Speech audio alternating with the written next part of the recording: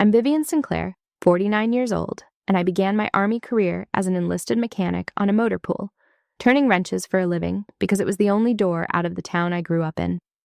For years, I gave that uniform everything I had, and I climbed from the concrete all the way to a general's star without ever forgetting where I started. But when I went back to the lot where it all began, in plain clothes, and a sergeant who had no idea who I was slammed me against the fence and called me a nobody, I had to decide what kind of leader that moment was going to make me. Have you ever been underestimated by someone who had no idea who you really were? If so, tell me your story in the comments. You're not alone. Before I get into what happened, let me know where you're tuning in from. And if you've ever had to stand up for yourself after being wronged, hit that like button and subscribe. The first time I ever stood at that chain link fence, I was 19 years old and certain that I was nobody. It was the autumn of 1996, and the motor pool stretched out in front of me like a small gray city. Rows of trucks and trailers and recovery vehicles parked in perfect lines on oil-stained concrete. The air smelled like diesel and cold metal, and every person moving through those bays seemed to know exactly where they belonged. I did not. I had grown up in a factory town that was slowly closing down around me, raised by a mother who worked 2 jobs and still came up short at the end of every month. When the recruiter told me the Army would give me a trade, I did not hear opportunity. I heard escape. They made me a wheeled vehicle mechanic. On paper, that meant a job code and a training pipeline. In practice, it meant I was assigned to that motor pool, handed a set of coveralls, 2 sizes too big, and told to report to the motor sergeant.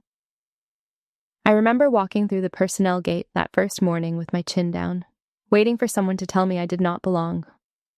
Nobody had to say it out loud. I already believed it. I had spent my whole life being the girl who was not going to amount to anything. And I had carried that belief across 3 states and into a set of borrowed coveralls without ever setting it down. The motor sergeant was a man named Emmett Doyle. He was somewhere past 50, built like a fire plug, with forearms that looked like they had been carved out of the same steel as the trucks he maintained. He did not smile when he met me. He did not frown either. He looked at me the way a man looks at a tool he has not decided is any good yet. Then he reached over to a workbench, picked up a combination wrench with a bent handle and a stripped jaw, and put it in my hand. "Fix that before you touch one of my trucks," he said. I stood there holding a broken wrench, confused, waiting for the joke. There was no joke. He turned and walked away and left me with it. It took me most of that first day to understand what he wanted. He did not care whether I could fix the wrench. He wanted to see whether I would try, whether I would ask the right questions, whether I would give up the moment the work stopped making sense. I did not give up. I sat at that bench and I filed and I ground and I studied the good wrenches next to the broken one until I understood what a wrench was supposed to be. By the end of the day, I handed it back to him, still bent, but with the jaw cleaned up enough to bite. He turned it over in his hand, grunted, and said the thing I have carried with me for 30 years. "The motor pool is where you find out who a soldier really is," Doyle told me. "Anybody can look sharp at a parade. Anybody can shine boots and stand in a straight line. Out here, under a truck, in the cold, with nobody watching and your knuckles bleeding, that is where the truth lives. Remember that." I did not know it at the time, but that sentence was the first time anyone had ever suggested there might be a truth about me worth finding. I had been treated like a problem to manage or a mouth to feed for 19 years. Doyle treated me like a question he intended to answer. So I worked. I came in early and I stayed late. I learned every truck in those bays, learned to diagnose a bad injector by the sound of a cold start, learned to read a leak the way other people read a book. The men around me did not welcome me at first. Some of them made sure I knew I was not wanted. But grease does not care who you are, and a truck that will not start does not care about your opinion. And slowly, one repair at a time, the bays stopped feeling like enemy territory and started feeling like the first place I had ever earned my way into. By the end of that first winter, I could outwork most of the soldiers who had laughed at me in the fall. I did not do it to prove them wrong. I did it because for the first time in my life, the work told the truth about me, and the truth was better than anything I had believed. I would stand at that fence line at the end of a shift, wiping the grease off my hands, and look at those rows of trucks like they were a future I had never thought I would be allowed to have. I was 19, I owned nothing, and I had found on a slab of stained concrete inside a chain link fence the first thing in my life that had ever felt like it might be mine. I did not know that I would spend the next 30 years walking away from that motor pool and finding my way back to it. I did not know that everything I would eventually become had already started there, in oversized coveralls, with a broken wrench in my hand and an old sergeant watching to see if I would quit. All I knew that first winter was that when I was inside that fence, I was not nobody anymore. And I would have told you then if you had asked that no one could ever take that away from me. It would be almost 3 decades before a young man I had never met would try. There is one morning from that first winter I have never forgotten. A recovery vehicle had come in with a transmission that 3 more experienced mechanics had already declared beyond saving, and the section was ready to send it up for a costly replacement. I had spent the previous night reading the technical manual by the light of my bunk, not because anyone told me to, but because I could not stand not knowing. I asked Doyle if I could look at it before they sent it up. He watched me for a second, then waved a hand at the truck as if to say, "It is your funeral." It took me the better part of a day, lying on my back on a creeper in the cold, but I found it. A single failed component, cheap and small, that had made the whole system look dead. I fixed it, and the truck rolled out under its own power, and the mechanics who had given up on it said nothing to me at all. Doyle said only 4 words. He walked past, looked at the truck, looked at me, and said, "There it is. Good." 4 words. I lived on them for a month. I have commanded thousands of soldiers since then, and I have learned that the right 4 words, delivered at the right moment by someone whose opinion you have earned, are worth more than any medal the Army can pin on your chest. By the spring of 1999, I was 22 years old and running a team of my own. The trucks that came into my bay left better than any others on the lot, and everyone knew it, and I had started, cautiously, to believe that I had a place in the Army that no one could question. That was when the Army began teaching me the lesson it would keep teaching me for the rest of my career, the lesson that respect for a woman on a motor pool is never given once. It has to be earned twice, and then earned again the next morning. I remember a visiting officer walking the lot that spring, a captain from somewhere up the chain, doing an inspection. He stopped at my bay, looked directly past me at the truck I was standing beside, and asked me to go find the man in charge of this section. I was the man in charge of that section. I had my hands inside the engine compartment, and my name was on the work order clipped to the fender. He simply could not see it. To him, a woman in coveralls was a clerk, a helper, someone to fetch the person who actually mattered. I looked over at Doyle, expecting him to step in and set the captain straight. He did not. He met my eyes, and he did the smallest thing with his chin, a tiny tip that meant handle it yourself. So I did. I wiped my hand, I introduced myself as the section lead, and I walked that captain through the readiness status of every vehicle in my bay, until he stopped looking past me and started looking at me. He left without an apology. They almost never apologized. But he left knowing. Afterward, Doyle came and stood next to me at the fence. He did not praise me. Praise was not his way.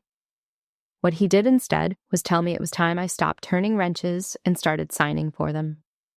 "You keep waiting for somebody to tell you that you belong," he said. "Stop waiting. You already do the work. The Army has plenty of officers who read about the motor pool in a classroom. It does not have enough who came up off the concrete. Go get commissioned. Go make them call you sir." I fought him on it for months. I did not think I was officer material. Officers were people from somewhere, people with fathers who had gone to college, people who had always known they would lead. I was a mechanic from a dying town. But Doyle did not let it go, and Doyle was the only person whose opinion had ever changed my life. So eventually I stopped arguing and I filled out the packet. He wrote my recommendation himself, in rough block handwriting on a form he clearly hated filling out, and I found out years later that it was the only officer recommendation he ever wrote in a career that lasted almost 3 decades. In the summer of 2001, I commissioned through Officer Candidate School. 24 years old, a brand new second lieutenant in the ordnance and logistics world, terrified and proud in equal measure. On my last day as an enlisted soldier, before I left that post for officer training, I went back to the motor pool to say goodbye to Doyle. He did not do sentiment. He shook my hand once, hard, and then he pressed something into my palm. It was a combination wrench, old and worn smooth, the same size as the broken one he had handed me 5 years earlier. "Keep it in your pocket," he said. "When you forget where you started, and you will forget, take it out and remember. The day you throw it away is the day you stop being any good to your soldiers." I put that wrench in my pocket. I have carried it through every assignment for 25 years. The years after that turned a mechanic into a leader, though at the time it just felt like surviving. I deployed for the first time in 2004, 27 years old, running convoys and vehicle recovery on roads where the trucks I loved could become coffins in an instant. I learned that logistics is not the boring part of a war. It is the war. An infantry company is worth nothing if it runs out of fuel, out of ammunition, out of working vehicles, and the people who keep those things moving are the people who keep everyone else alive. I was good at it because I had come up off the concrete, because I knew what a broken-down truck actually meant to the exhausted soldiers standing around it, because I had been the one under the vehicle in the cold with bleeding knuckles, and I never forgot it. There was one night, on my second deployment, that I have carried with me the way I carry the wrench. A resupply convoy I was responsible for got stopped cold on a bad stretch of road when the lead vehicle went down with a seized engine, and the whole line of trucks sat exposed in a place where sitting still was the most dangerous thing you could do. The young soldiers around me looked to the officer, and the officer was me, and for one long moment I felt the full weight of what rank actually costs. Then I did the only thing I knew how to do. I got down under that vehicle, in the dark, in the dust, with my hands, because I had come up off the concrete, and I knew that engine the way I knew my own name. We got it running. We got the convoy moving. Nobody died that night who did not have to. And afterward, shaking in the dark, I understood that every hour I had spent on that motor pool, as a nobody, had been preparing me for exactly that moment. The mechanics who keep an army moving are not below the war. They are the reason there is anyone left to fight it. I deployed again and again. I made captain, then major. I kept the wrench in my pocket the whole time. There were nights and places I am still not allowed to name, where I took it out and held it in the dark and remembered a slab of concrete and an old man who had decided I was worth teaching. It never fixed a single truck after the day Doyle gave it to me. It fixed me every time I forgot who I was, which was more often than I would like to admit. Rank does strange things to a person. The higher I climbed, the more people treated me like the answer to every question, and the easier it became to forget that I had once been the girl everyone looked past. The wrench would not let me forget. That was its only job, and it never failed at it. By 2013, I was 36 and a lieutenant colonel moving into command. By 2018, I was a colonel commanding a sustainment brigade, responsible for keeping an entire formation supplied and moving.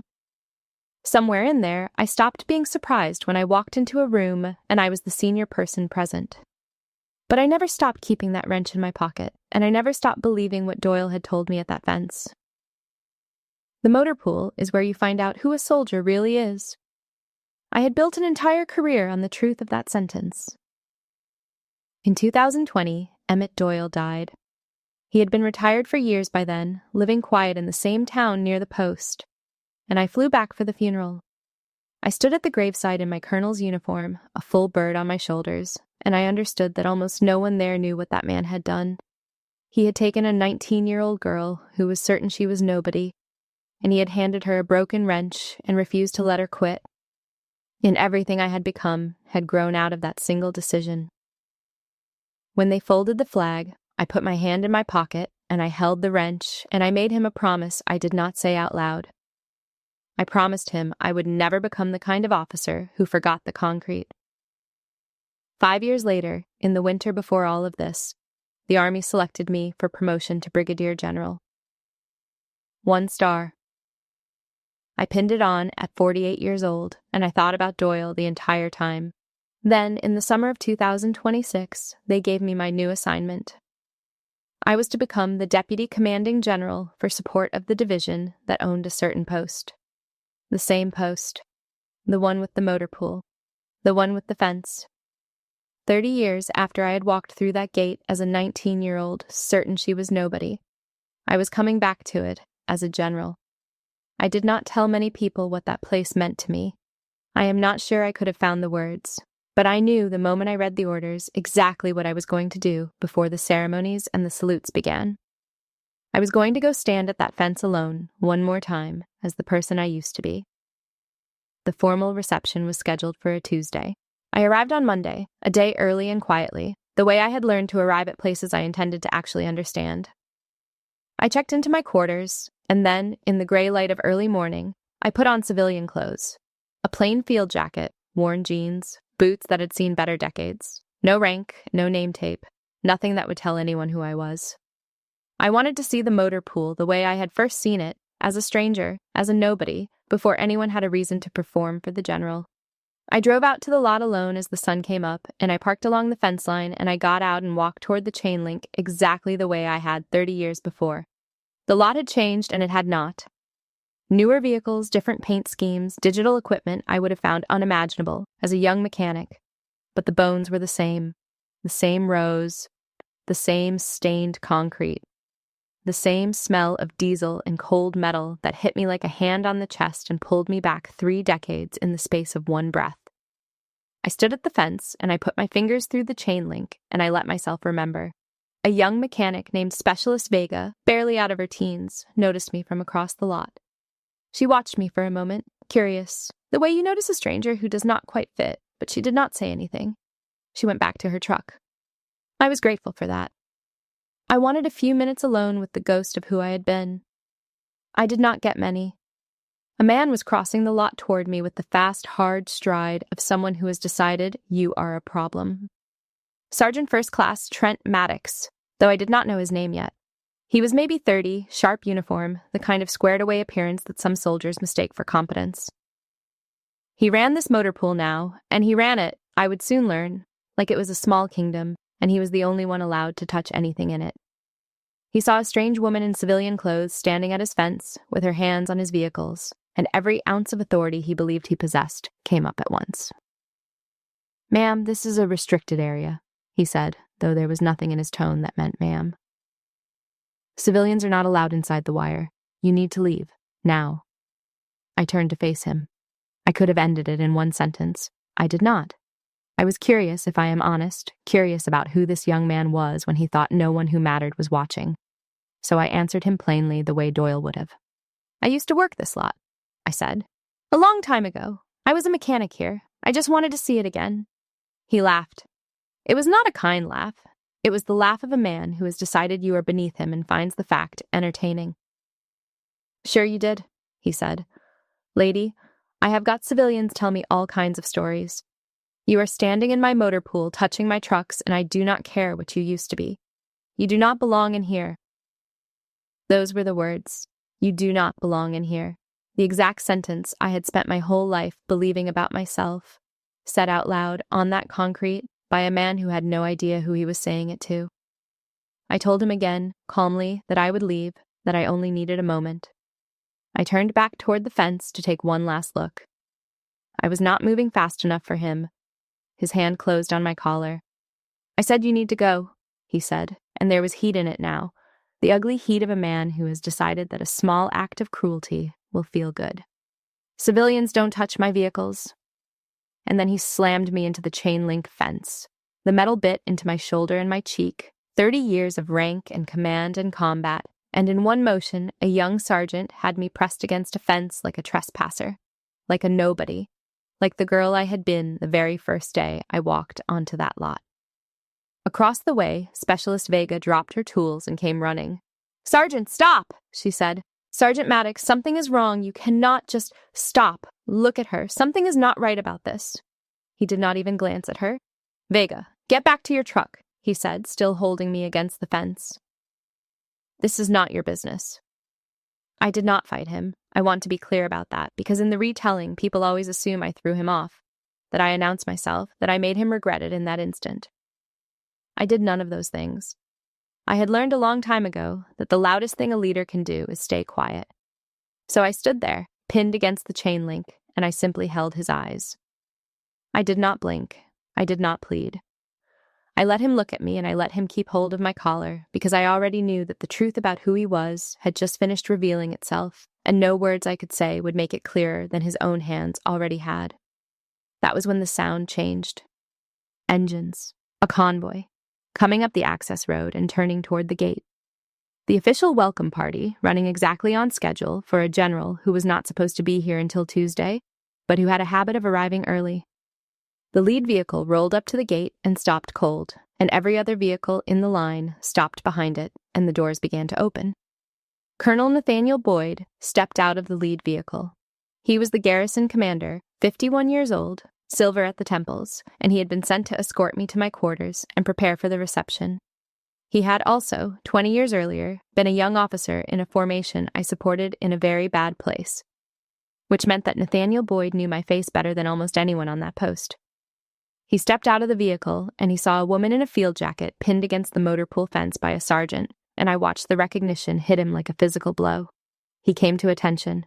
A full colonel, garrison commander, snapping to attention on a motor pool at 7 a.m, his heels together, his spine straight, his voice carrying across the suddenly silent lot. "General Sinclair," he said. "Ma'am, we've been waiting for you." The words landed on that motor pool like a shell. Behind Boyd, Command Sergeant Major Roland Pike had stepped out of the second vehicle, and he too came to attention. Every soldier on that lot who had been pretending not to watch stopped pretending. Specialist Vega's hand flew to her mouth.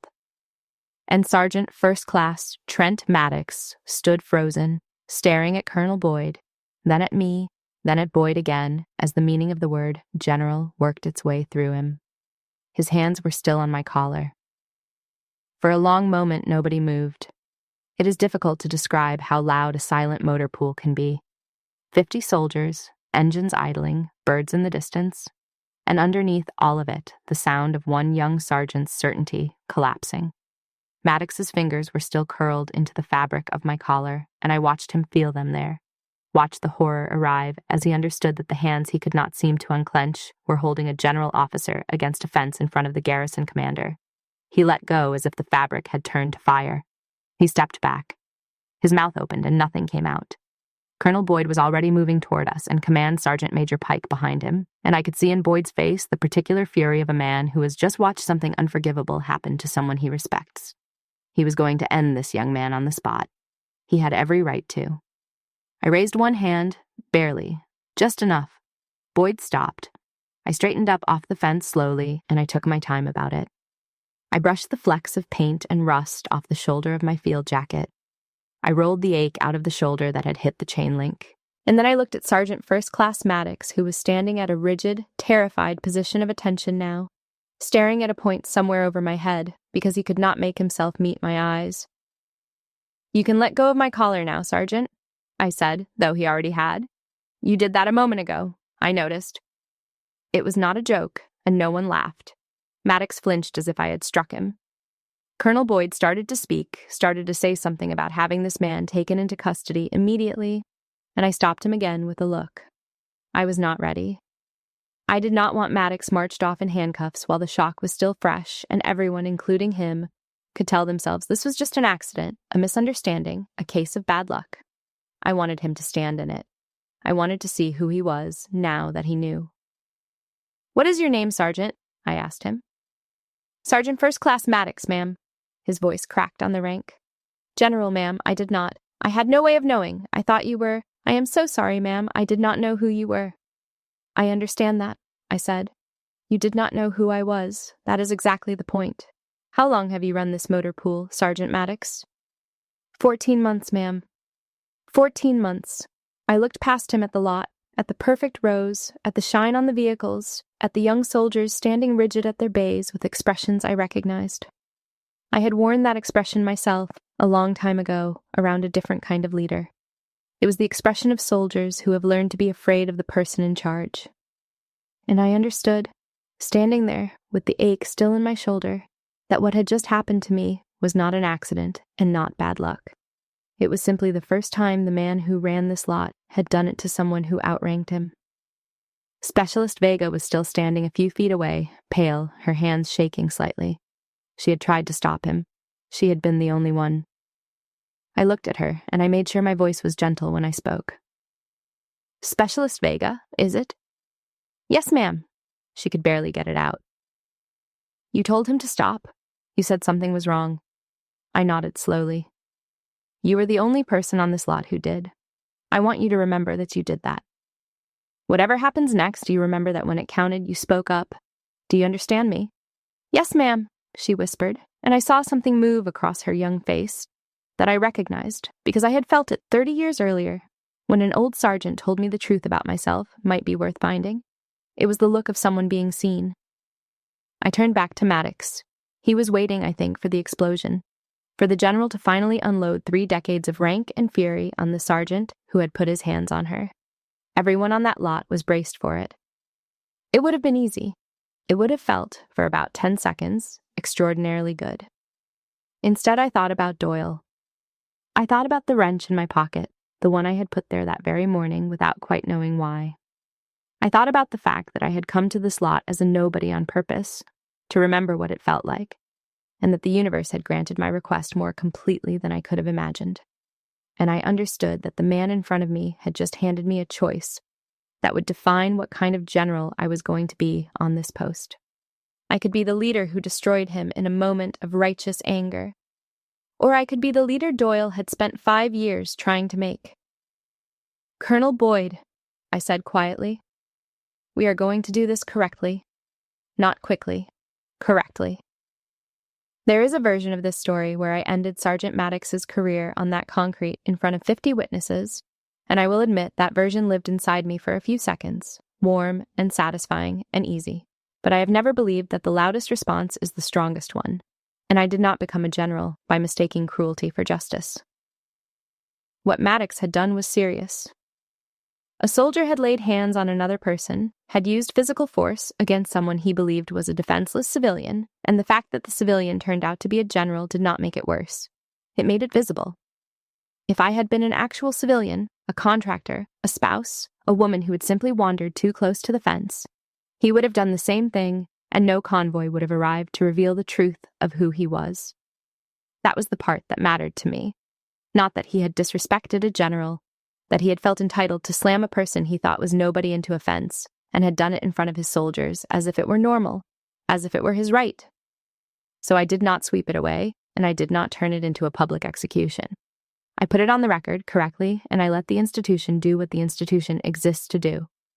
That afternoon, in uniform now, 1 star on my shoulder and the same face the civilian had worn that morning, I walked back onto that lot for the formal reception. I want you to understand what that was like for the soldiers who had watched the morning unfold.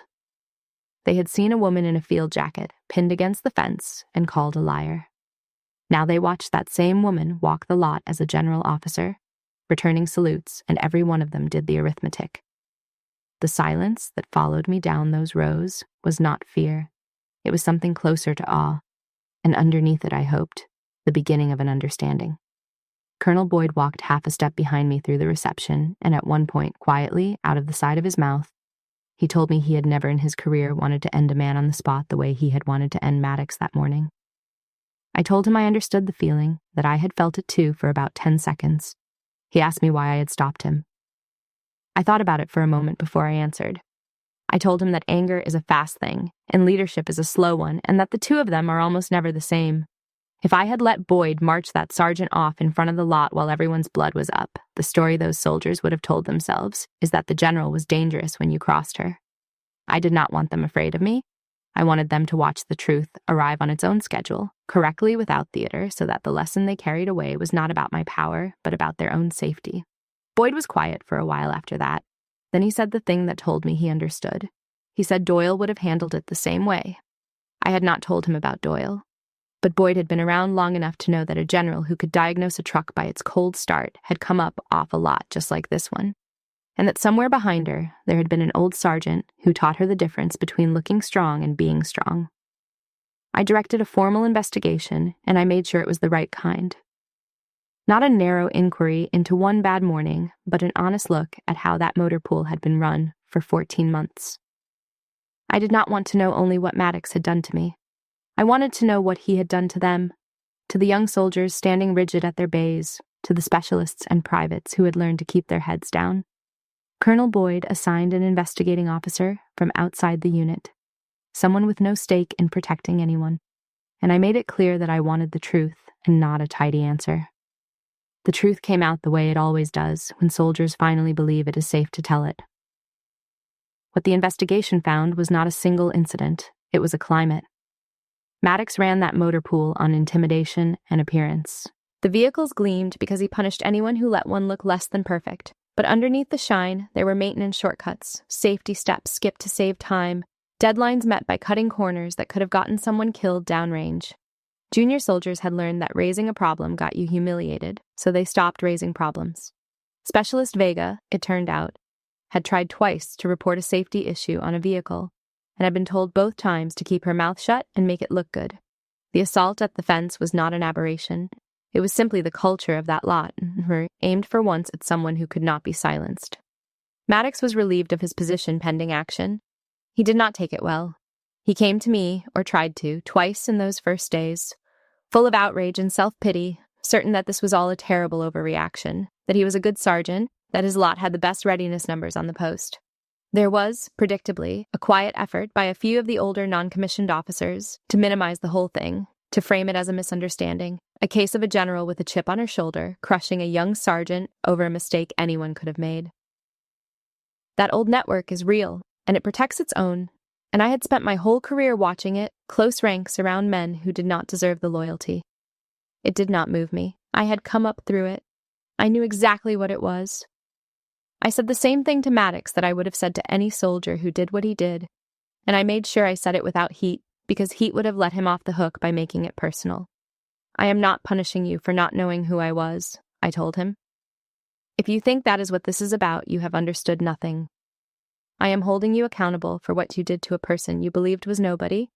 You put your hands on someone because you were certain she could not touch you back. That is the whole of it. The star on my shoulder did not make what you did wrong. It only made it impossible for you to hide. He did not have an answer for that.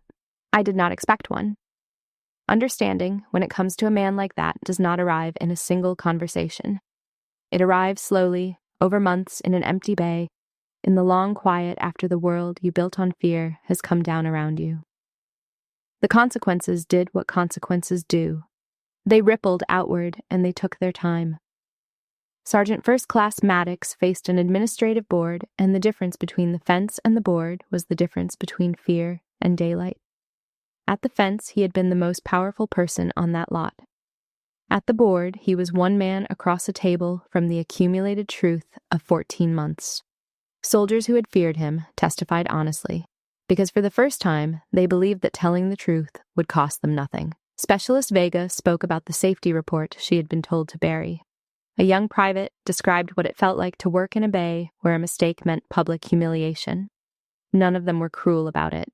They did not need to be. The plain facts were enough, and the plain facts were damning. One statement in particular stayed with me. A private, not yet 20, wrote about a morning 6 months earlier when he had found a cracked component on a vehicle during his checks and had gone to Maddox to report it. The way he had been trained. Maddox had made him stand in front of the whole section while he tore the report apart, not the vehicle. The report.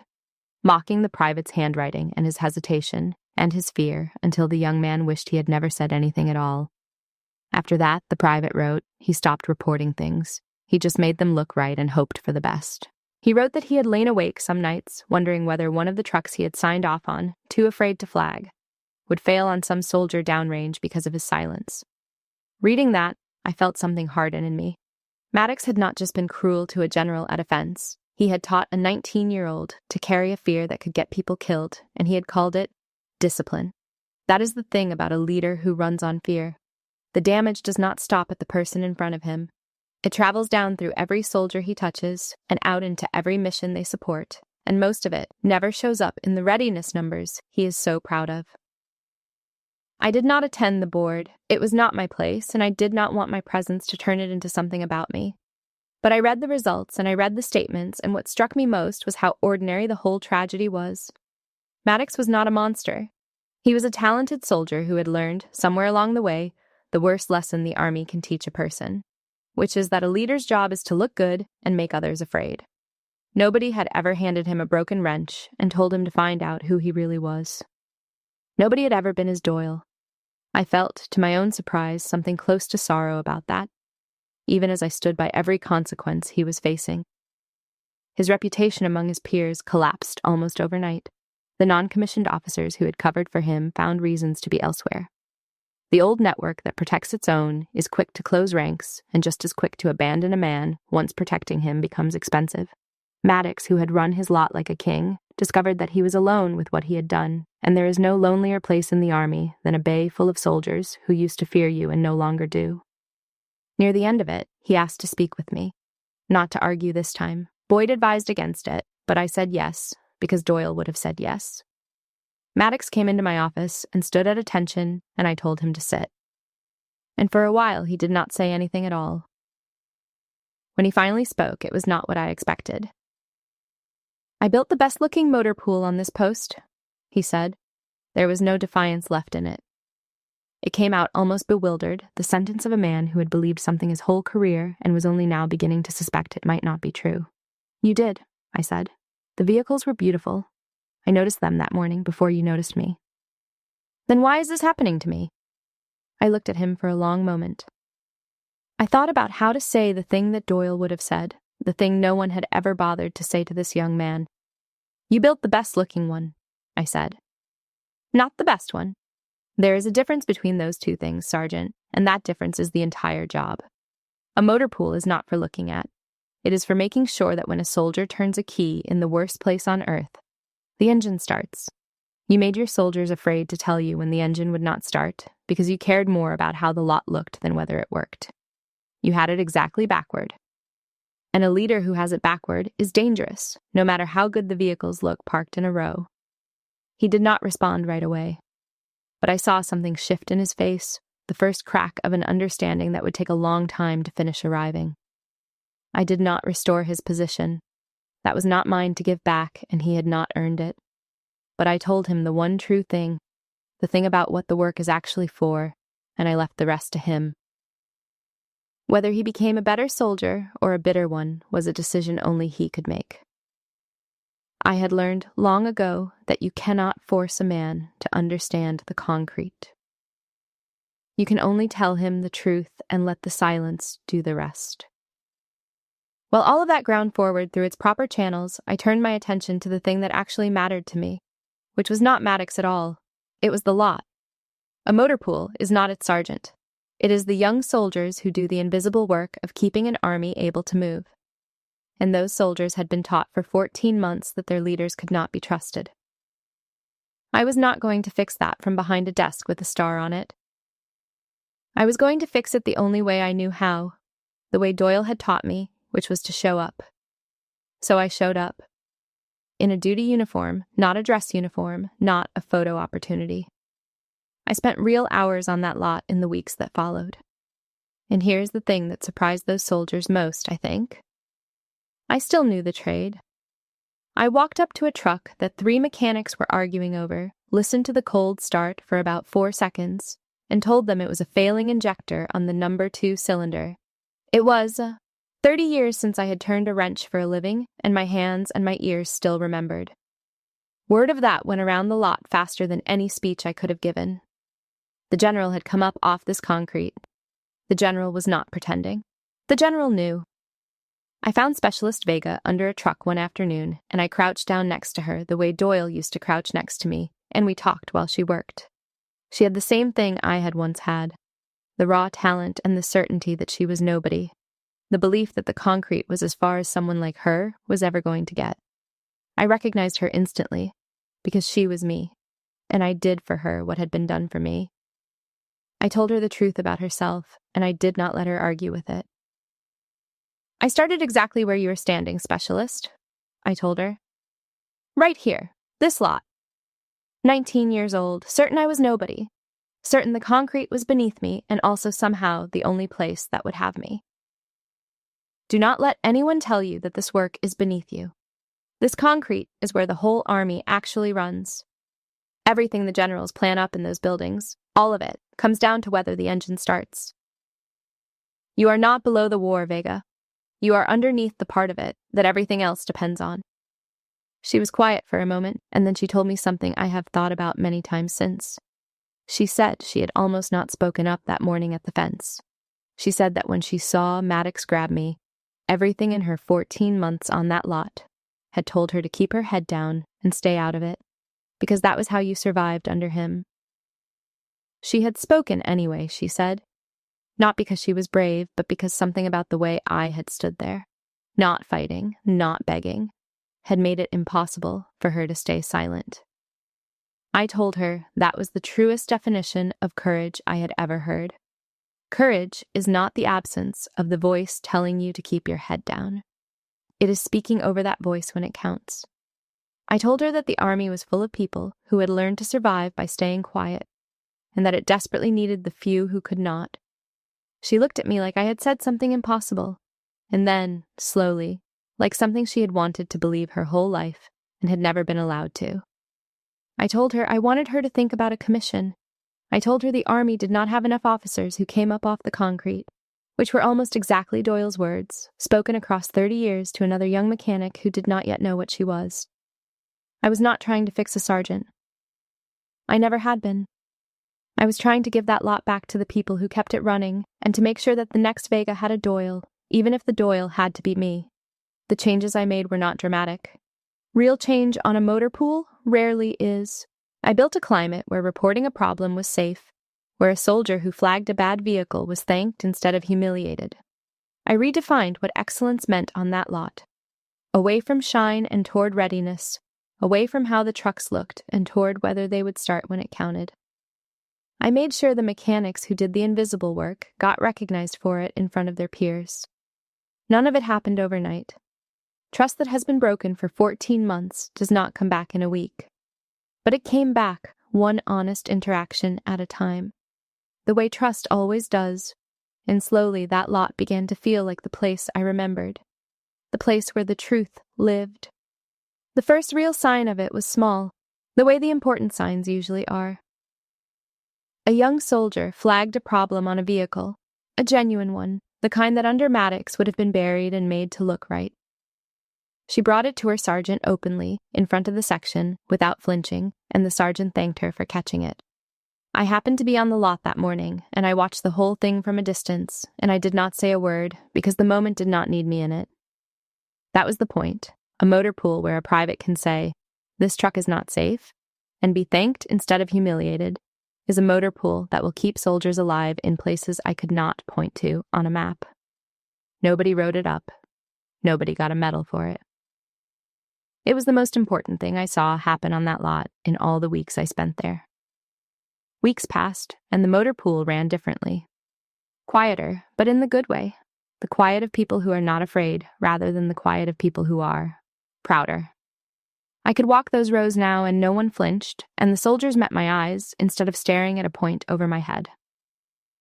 News of Maddox reached me now and then. He had been reduced and reassigned to a different post, and by every account, he was doing the harder work of actually learning, of starting over as a soldier rather than a king. He was not redeemed. I want to be careful about that, because redemption is not a thing another person can hand you, and I did not hand it to him. But he was not destroyed either. He was somewhere in the long middle, doing the slow work of becoming someone better, and that was the most I had ever hoped for. I had not been trying to end him. I had been trying to tell him the truth. What he did with it was his. Specialist Vega submitted her commissioning packet that autumn. She asked me to write her recommendation, and I sat down at my desk with the form, the same rough form Doyle must have hated, and I understood at last what it had cost him to write mine. It is not easy to put your name on the future of a young soldier, to say to the army in writing, "I believe in this person. I am staking my judgment on them." I wrote hers by hand, and when I finished I took the old wrench out of my pocket and I set it on the desk next to the packet, and I sat there for a while in the quiet, holding it, feeling how completely the circle had closed. I went out to the fence line one evening at dusk, the same stretch of chain link I had been slammed against months before. It was just a fence now. The metal that had bitten into my cheek was only metal again, cold and ordinary in the failing light. I stood there and I took the wrench out of my pocket and I held it in my open hand and I waited to feel triumphant. I had, after all, been proven right in the most dramatic way a person can be. The sergeant who called me a liar and threw me against this fence had lost everything he thought he had. If ever there was a moment to feel the warm satisfaction of revenge, this was it. I did not feel it. What I felt instead was something older and steadier, something that had been waiting underneath the whole ordeal for me to notice it. I felt like I had finally paid Doyle back. I thought, standing there, about how close I had come to never being on that lot at all. If the recruiter had said something different, if Doyle had handed the broken wrench to some other private that autumn, if I had quit that first winter, the way part of me wanted to, the way most people expected me to. There's a version of my life where I never found the concrete, never found the one place that told the truth about me, and I do not like to look at it for very long. And it occurred to me, holding the wrench in the dark, that Maddox had almost done to Vega what would have ended me at 19. He had almost taught her to keep her head down for good. Twice she had tried to report a problem, and twice he had punished her for it, and a person can only be told so many times that speaking up is a mistake before they stop speaking forever. She had spoken anyway that morning at the fence, and in speaking she had saved something in herself that Maddox had spent 14 months trying to grind away. That was the part of the whole story that mattered most to me. Not that I had been proven right, that a young mechanic who was told she was nobody had refused, in one small moment, to believe it.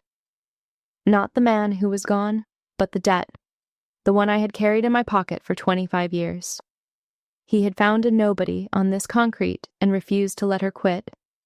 And now I had found another one, and I had done for her what he did for me, and the wrench had made its way from his hand to mine, to the next pair of hands that would need it. That was not revenge. Revenge is small, and it ends. This was something that continued. Sergeant Maddox had believed that lot belonged to him.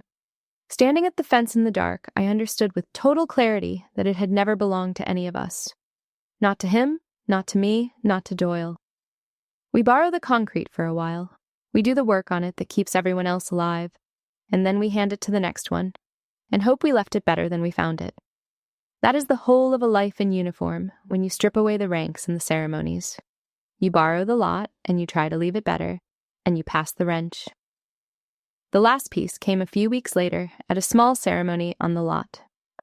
It was for Vega, who had been accepted and was on her way to officer candidate school, walking through the same door Doyle had once pushed me through. I stood in front of the motor pool, in front of those rows of trucks and those young soldiers, and I did something I had not planned. I told them a story. I told them about a 19-year-old girl who had walked onto a lot exactly like this one, 30 years before, certain she was nobody. I told them about an old motor sergeant who handed her a broken wrench and told her to fix it before she touched a truck. I told them what he had said about the motor pool being where you find out who a soldier really is. I did not tell them, until the very end, that the 19-year-old girl was me. I watched them do the arithmetic, watched them understand that the general standing in front of them had started exactly where they were standing.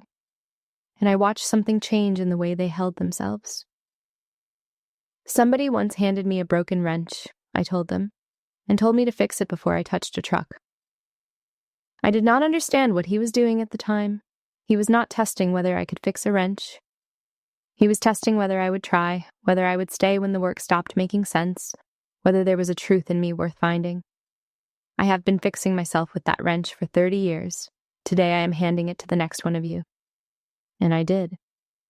I walked over to the toolboard in the main bay, the wrench that Doyle had pressed into my hand a quarter-century before, and I hung it there, in the open, where the next young mechanic who thought she was nobody would find it.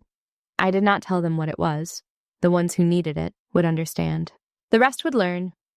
I have thought a great deal since that morning at the fence about the man who slammed me into it, and about what I would want you to take from all of this. It is not that rank matters, or that the powerful are secretly among the humble, or any of the tidy lessons people like to draw from a story like mine.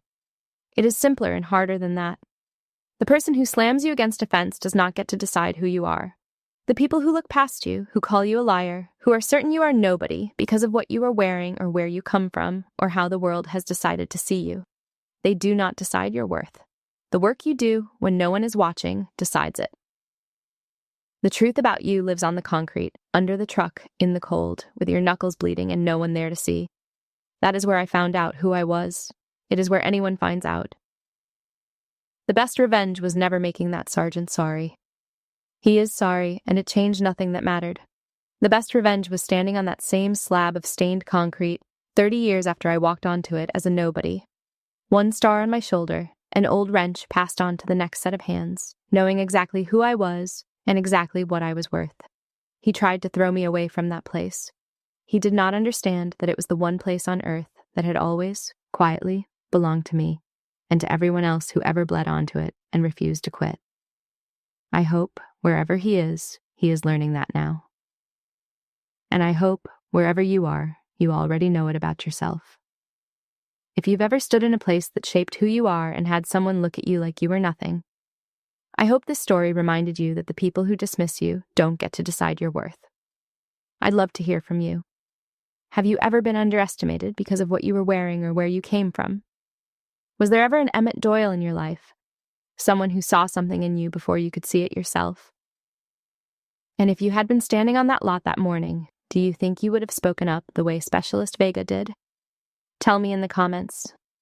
If this story meant something to you, hit subscribe and stay a while. It means more to me than you know.